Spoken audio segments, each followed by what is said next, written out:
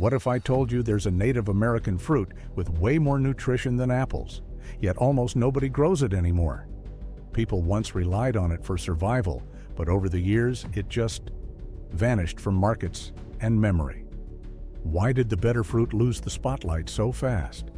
Today, let's find out why apples took over and what we're all missing. I'm not the one that took it from you. Doesn't matter. Still got took. Imagine a fruit with more nutrients than apples that almost no one grows. Now imagine it hiding in forests while supermarkets push shiny red skins. You and I grew up believing the apple runs the show. Lunchbox hero, doctor away slogan, shelf life like a tank. It feels permanent. But before apples take over North America, another fruit hangs along rivers, feeding native families, explorers, and even presidents. Then history flips. On paper, this mystery fruit hits harder than an apple. Per 100 grams, it reaches about 80 calories, more protein and more fiber, while an average apple sits closer to 52 calories with very little protein. It also carries around 3 times the vitamin C of an apple, plus big hits of magnesium, iron, and manganese. So why do we treat it like a rumor and apples like royalty? Part of the answer hides in flavor that feels tropical and in a body that bruises faster than a peach. Another part hides in history, where this fruit plays hero and then quietly exits the stage. To understand how apples win, you first need to meet the ghost that outperforms them. Put an apple in one hand and this fruit in the other. One wins popularity contests, the other wins in every nutrient column. Think about a regular 100-gram serving. An apple gives modest vitamin C, small mineral amounts, and barely any protein. The other fruit reaches about 80 calories, around 1.2 grams of protein, 2.6 grams of fiber, and roughly 20% of your daily vitamin C. That already beats the apple by a wide margin. Now look deeper. Studies show this fruit can deliver many times more magnesium, iron, zinc, and manganese than apple, banana, or orange. Antioxidant tests place it near strawberry and orange, with levels several times higher than most common supermarket fruits. The body of this fruit carries serious hardware, yet most people never taste it. How does that make sense? A fruit that feels like a free multivitamin grows wild in half the eastern United States, while we import apples from giant storage rooms. So at this point you might ask, what is this thing actually called? The reveal hides an old colonial spelling and a Powhatan word. The fruit with all those stats has a soft green skin. Inside waits yellow flesh that tastes like a banana and mango mashup. Its name is pawpaw, Asimina triloba, the largest native tree fruit in the United States. It grows in long kidney-shaped clusters, hanging from small understory trees along streams and river bottoms. People call it wild banana, prairie banana, or Indian banana because the texture feels creamy and the flavor leans tropical. Pawpaw belongs to a family mostly found in tropical regions, yet this species adapts to cold winters in zones from roughly Florida up to the Great Lakes and west into parts of the Midwest. It thrives in shady, moist soils where apples struggle. Think of a fruit with rainforest relatives quietly thriving in Ohio. The earliest written reports come from the 1540s, when Spanish explorer Hernando de Soto's expedition described native people cultivating a strange tree fruit east of the Mississippi. So before orchards of European apples spread, pawpaw already supported communities, languages, and trade. To see how deep those roots run, you have to step into native history along those rivers. Picture a late summer river valley, heavy green leaves, and clusters of soft fruit. Now picture families timing whole seasons around that brief ripening window. For many native nations across the eastern woodlands, pawpaw patches serve as seasonal pantries. The trees grow thick in the bottomlands, forming what people later call pawpaw thickets or pawpaw patches. Families eat the fruit fresh, mash and dry it into leather for winter, and carry it along travel routes. The tree offers more than dessert. The fibrous inner bark twists into strong cordage for fishing nets, ropes, and basket repairs. Ground seed powder helps control head lice because pawpaw seeds contain natural insecticidal compounds that repel pests. So one tree gives food, fiber, and medicine at once. This fruit also tracks time. People know that when goldenrod blooms in late summer, pawpaw season draws near. Kids learn where the patches sit, which trees ripen first, which slopes flood. Cultural memory wraps around those groves. Later, European settlers arrive and learn quickly from native teachers. Some of those settlers become very famous, and they fall hard for this river fruit. Imagine a dessert so good a president eats it, chilled by choice. Imagine an expedition near starvation, saved by that same fruit. Accounts from the 1700s and 1800s describe pawpaw as a regular seasonal treat. George Washington reportedly enjoys chilled pawpaw as a favorite dessert at Mount Vernon. Thomas Jefferson plants pawpaw trees at Monticello, sends seeds abroad, and hopes someone can tame its short shelf life enough for wider trade. Then comes one of the wildest survival stories. On the return leg of the Lewis and Clark expedition in September 1806, hunting failed and rations ran out.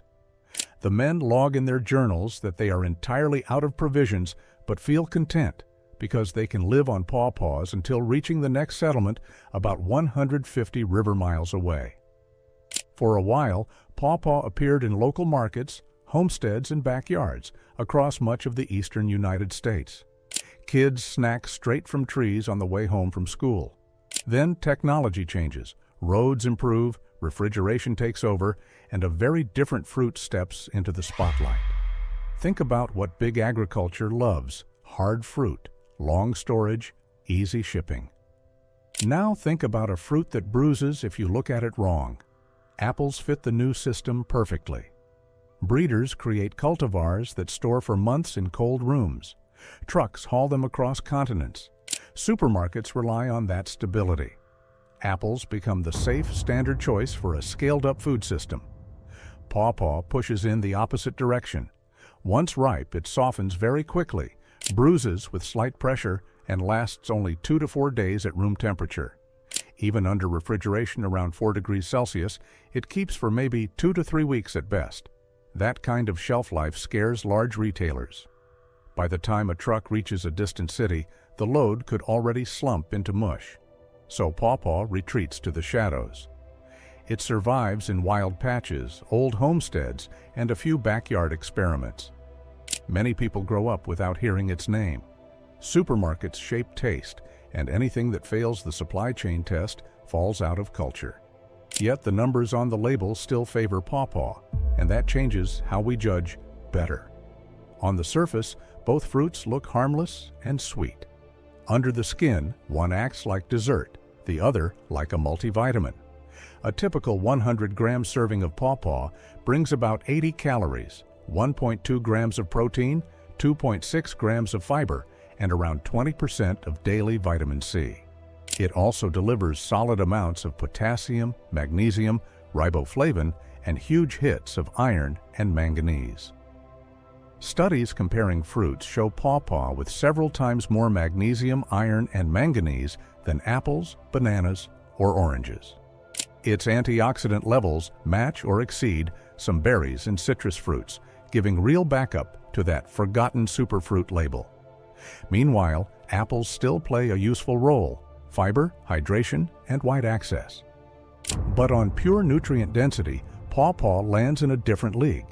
If apples are everyday sneakers, pawpaws feel like specialized running shoes built for performance, so the puzzle grows sharper. Why do we build an entire cultural story around the weaker fruit? The answer lies in how hard pawpaw makes life for farmers and distributors. Farmers love trees that behave like machines, easy to plant, easy to ship. Pawpaw acts more like a slow, stubborn neighbor with strong opinions. The tree grows best in rich, moist, partially shaded soils, usually in hardiness zones 5 through 9. It forms colonies through root suckers and takes several years from seed, often 7 or more, to produce a good harvest. Pollination brings another twist. Pawpaw flowers attract flies and beetles rather than bees, so some growers hang bits of meat or fish emulsion nearby to draw in the right insects. That sounds more like a folk story than a modern orchard manual. Once fruit ripens, it bruises quickly and has that short shelf life of 2 to 4 days at room temperature. Marketing sheets for growers literally warn, fruit does not ship well. Big agriculture takes one look at that resume and passes. That leaves room for a different kind of grower: small farms, indigenous projects, backyard experimenters, and foragers who treat pawpaw patches like treasured maps. And once people finally taste it, the story changes again. Imagine peeling a fruit that looks like a green mango. You scoop inside and find something closer to vanilla pudding. Writers and growers describe pawpaw flavor as a mix of banana, mango, and melon, with a custard-like texture that you eat with a spoon. The flesh turns soft and fragrant when ripe, often best right after the fruit drops from the tree. Many longtime fans say the first bite feels confusing in the best way: tropical taste in a temperate forest. People eat it fresh, blend it into smoothies, freeze it into ice cream, bake it into quick breads and pies, and even ferment it into beer or wine. Native and settler communities dry the pulp into sheets for winter and carry it on journeys as a compact calorie source. Even the seeds and bark matter. Compounds in the plant can repel insects and show up in natural lice treatments, reflecting long-standing medicinal use. So you get dessert flavor, survival calories, and practical chemistry packed into one fruit. That bundle makes pawpaw more than nostalgia. It turns it into a serious candidate for our food future. Now picture hotter summers, stressed soils, and fragile supply chains. In that world, a tough little understory tree suddenly looks very valuable. Pawpaw trees handle cold winters, yet link to a tropical family, which gives them unusual resilience. They grow in diverse soils, often need fewer pesticides because natural compounds in the plant deter many insects and provide food and habitat for wildlife like zebra swallowtail butterflies. As interest in perennial agriculture grows, researchers and farmers start paying attention. Universities test cultivars, small orchards expand, and festivals in places like Ohio and West Virginia celebrate the fruit each fall. Indigenous and local projects treat pawpaw as both climate-resilient food and cultural restoration, planting it back along river corridors and community lands. For you, the path stays personal. Maybe you look for it at a farmer's market. Maybe you join a foraging walk. Maybe you plant one tree if your climate fits. Each choice nudges this fruit from rumor back to reality. In a world built around the apple, the pawpaw quietly asks whether we still have room for something wild, fragile, and worth the extra effort. You've just learned the secret behind one forgotten fruit. Now imagine what else is hiding in plain sight. Click the next video because the next native comeback story could be even bigger.